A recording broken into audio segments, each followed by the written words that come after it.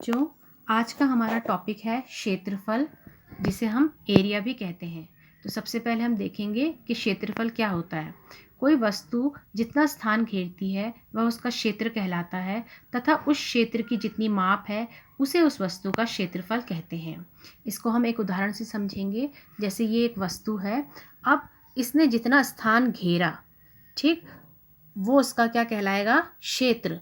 और उस क्षेत्र की जो माप होगी वो उसका क्षेत्रफल होगा। ठीक है, यानी जिसका जितना तल होगा, जिसका जितना तल होगा उतना उसका क्षेत्रफल होगा। यानी किसी वस्तु का अगर तल बड़ा है तो उसका क्षेत्रफल भी अधिक होगा, और अगर तल छोटा है तो क्षेत्रफल भी कम होगा। अब हम देखते हैं कि विभिन्न आकृतियों का क्षेत्रफल किस प्रकार निकाला जाता है। बच्चों, ये आयत है। आयत आपको पता है कि आयत 4 भुजाओं वाली आकृति होती है, जिसकी आमने सामने की भुजाएं बराबर होती हैं। ये लंबाई लंबाई और ये चौड़ाई चौड़ाई आपस में बराबर होती हैं, और इसके जो ये कोण बनते हैं, ये प्रत्येक कोण 90 डिग्री का होता है। ठीक है, तो अगर हमें आयत का क्षेत्रफल निकालना है तो किस प्रकार निकालेंगे। आयत का क्षेत्रफल होता है लंबाई गुणा चौड़ाई। मान ले जाए एक आयत है जिसकी लंबाई हमें दी हुई है 7 मीटर और चौड़ाई दी है 5 मीटर।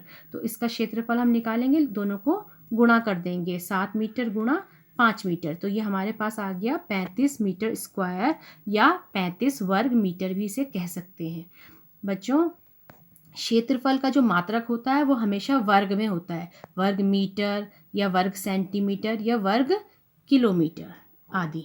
ठीक है, अब ये वर्ग में क्यों आता है। जिस प्रकार से हमने ये अंक लिए, अंकों को गुणा किया लंबाई और चौड़ाई को, 7 और 5 को हमने गुणा किया तो 35 आया। उसी प्रकार हम इसके जो लंबाई के मात्रक हैं इनको भी गुणा करेंगे, यानी मीटर मीटर को गुणा करेंगे, तो ये इसलिए हुआ मीटर स्क्वायर। अगर यहाँ पर सेंटीमीटर होता तो सेंटीमीटर सेंटीमीटर को गुणा करते और वो भी हो जाता सेंटीमीटर स्क्वायर। बच्चों, ये ध्यान रखना कि ये दोनों मात्रक एक जैसे होने चाहिए। अगर एक जैसे नहीं हैं तो पहले उन्हें आपको चेंज करना पड़ेगा। ठीक है, चाहे आप मीटर को सेंटीमीटर में बदलो या सेंटीमीटर को मीटर में बदलो।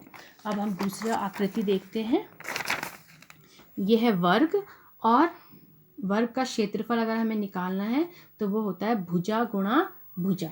ठीक है, वर्ग आपको पता है, वर्ग भी 4 भुजाओं वाली आकृति होती है जिसकी सारी भुजाएं बराबर होती है। तो मान लिया जाए एक वर्ग है, 4 सेंटीमीटर है जिसकी भुजा, तो उसका क्षेत्रफल हमें निकालना है। तो हम क्या करेंगे, ये भुजा गुणा भुजा कर देंगे। ठीक है, तो हमने क्या करा, 4 सेंटीमीटर गुणा 4 सेंटीमीटर किया, तो ये अंक अंक गुणा हो गए, तो ये हो गया 16, और सेंटीमीटर सेंटीमीटर गुणा हुए तो ये हुआ सेंटीमीटर स्क्वायर, या इसको हम 16 वर्ग सेंटीमीटर भी कह सकते हैं। तो बच्चों, इस प्रकार से हमने क्षेत्रफल क्या होता है ये जाना, और क्षेत्रफल किस प्रकार से निकाला जा सकता है आयत का और वर्ग का, ये भी सीखा। Thank you.